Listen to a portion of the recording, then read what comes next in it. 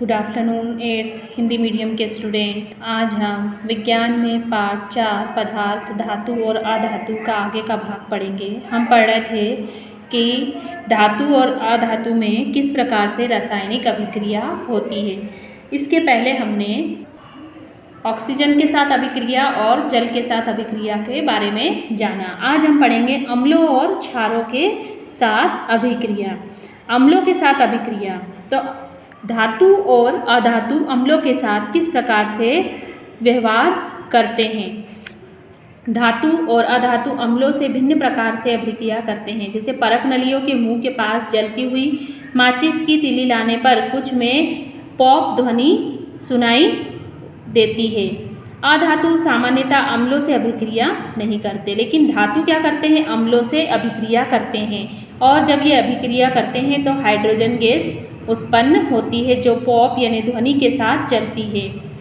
आपने देखा होगा कि जब कॉपर तंतु हाइड्रोक्लोरिक अम्ल से गर्म करने पर अभिक्रिया करता है तो नहीं करता है तो क्या होता है, यह सल्फ्यूरिक अम्ल से अभिक्रिया कर लेता है। अब जो ध्वनि की बात है तो उसमें से कौन सी गैस उत्पन्न होती है, हाइड्रोजन गैस। अब आता है क्षारों से अभिक्रिया। तो पॉप ध्वनि जो हमें सुनाई देती है पहले की तरह ध्वनि हाइड्रोजन गैस की तरह क्या होती है, उसकी उपस्थिति को दर्शाती है। जैसे सोडियम हाइड्रोक्साइड से अभिक्रिया कर हाइड्रोजन उत्पन्न होती है। अधातुओं की क्षारों से अभिक्रिया जटिल होती है। विस्थापन अभिक्रिया, इसके अंतर्गत हम देखेंगे कि कॉपर सल्फेट और आयरन के मध्य अभिक्रिया करने पर क्या होता है। अब इसके लिए यहाँ पर एक क्रियाकलाप दिया है कि आपको क्या करना है, A B C D E एक अलग अलग चिन्हित बीकर लेना है और कितने मिलीलीटर के, 100 मिलीलीटर के, और बीकर में लगभग 50 मिलीलीटर उसको पानी से भर देना है, जैसा कि यहाँ पर चित्र में दर्शाया गया है। ये हमने 5 बीकर लिए हैं, A B C D E, और पाँचों में हमने क्या किया, आधा आधा उसको भर दिया जल से। ये कितने मिलीलीटर का है, 100 मिलीलीटर का है, और उसको आधा भरा यानी 50 मिलीलीटर तक। अब प्रत्येक में 1 चम्मच डालकर उसको घोलना है। हमने क्या डाला इसमें सब में, जैसे पहला बीकर है उसमें कॉपर सल्फेट प्लस जिंक का टुकड़ा यानी CuSO4 कॉपर सल्फेट और Zn यानी जिंक। सेकेंड बीकर जो B नंबर का है कॉपर सल्फेट CuSO4 प्लस लोहे की कील Fe। C नंबर का बीकर है उसमें जिंक सल्फेट ZnSO4 प्लस तांबे की छीलन यानी Cu। फोर्थ नंबर का जो बीकर है D iron sulphate FeSO4 plus तांबे की छीलन यानी Cu।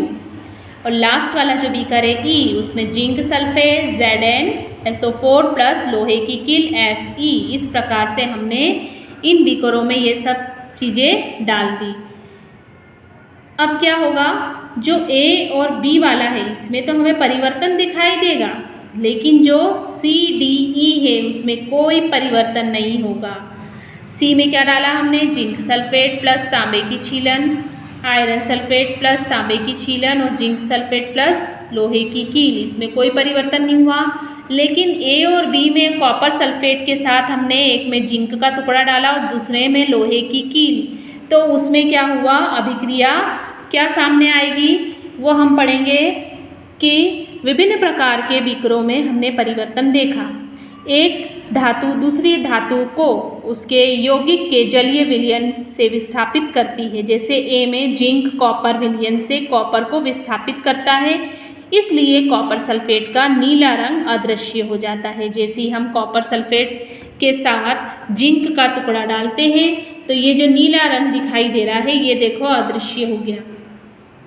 सेम वैसी ही बीकर के पैंदे पर कॉपर का लाल चूर्ण जमा हो जाता है। देखो नीचे की तरफ लाल चूर्ण दिखाई दे रहा है सबको, ये रहा, यहाँ पर लाल चूर्ण जमा हो गया और नीला रंग अदृश्य हो गया। इस अभिक्रिया को हम इस प्रकार से पढ़ सकते हैं कि कॉपर सल्फेट नीला plus zinc sulphate plus copper क्या हो गया, लाल, और जिंक सल्फेट कैसा है, रंगहीन है। बीकर बी में होने वाली अभिक्रिया को भी हम लिख सकते हैं। बीकर बी में क्या हुआ, जिंक का कॉपर द्वारा बीकर ई में आयरन द्वारा विस्थापित हो सकता है। डी में आयरन का विस्थापन कॉपर द्वारा हो सकता है क्योंकि हम बीकर सी में कोई परिवर्तन नहीं देखते। हम इस निष्कर्ष पर पहुंच सकते हैं कि कॉपर जिंक से जिंक को प्रतिस्थापित करने में सक्षम नहीं है, जबकि जो बीकर ए है उसमें जिंक कॉपर को प्रतिस्थापित कर सकता है। बीकर सी में कॉपर जिंक को प्रतिस्थापित क्यों नहीं कर सकता? इस तथ्य पर आधारित निश्चित नियमों का पालन करते हुए हम क्या देखेंगे कि जिंक कॉपर और आयरन से अधिक अभिक्रियाशील है।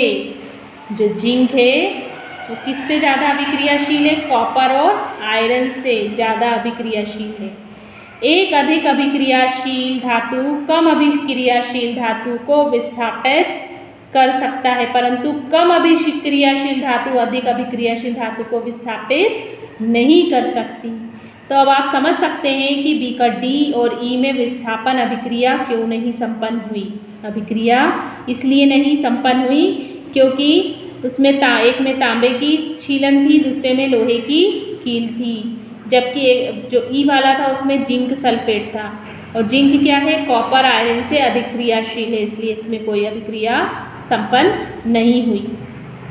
तो जिंक आयरन और कॉपर के मध्य अधिक अभिक्रियाशील से कम अभिक्रियाशील धातु के क्रम का अनुमान हम इस प्रकार से लगा सकते हैं, ये क्रियाकलाप करके। अब धातु और अधातुओं के उपयोग, तो आपने देखा होगा धातुओं का उपयोग मशीनें बनाने, मोटर गाड़ियाँ, वायुयान, रेलगाड़ियाँ, उपग्रह, औद्योगिक साजो सामान, खाना बनाने के पात्र, जल बॉयलर आदि के निर्माण में किया जाता है, और कुछ अधातुओं के उपयोगों से भी हम परिचित हैं। अब यहाँ कुछ रोचक उपयोग दिए जा रहे हैं जिससे हम उनका सही अनुमान लगा पाएंगे। जैसे अधातु जो हमारे जीवन के लिए आवश्यक है, जिसे सभी सजीव श्वसन के समय अंदर लेते हैं। अधातु जिनका उपयोग उर्वरकों में पौधों की वृद्धि हेतु किया जाता है।